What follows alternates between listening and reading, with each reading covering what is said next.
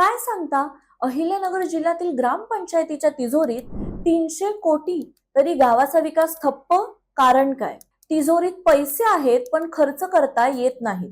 अहिल्यानगर जिल्ह्यातील शेकडो गावांमध्ये सध्या अशीच विचित्र परिस्थिती निर्माण झाली आहे. मंडळी, जिल्ह्यातील ग्रामपंचायतीच्या खात्यात 15व्या वित्त आयोगाचे तब्बल 300 कोटी रुपयाहूनही अधिक निधी पडून आहे. मात्र ग्रामपंचायत निवडणूक रखडल्याने आणि प्रशासकांना पूर्ण आर्थिक अधिकार नसल्याने विकास कामे ठप्प झाली आहेत.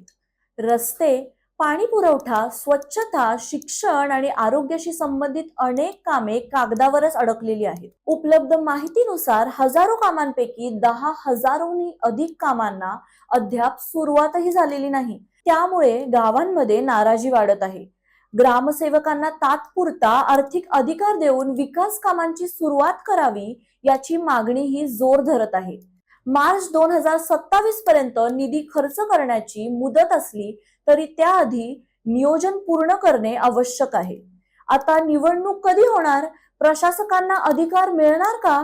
आणि गावांचा विकास पुन्हा एकदा वेग घेणार का? याकडे सर्वांचंच लक्ष लागलं आहे.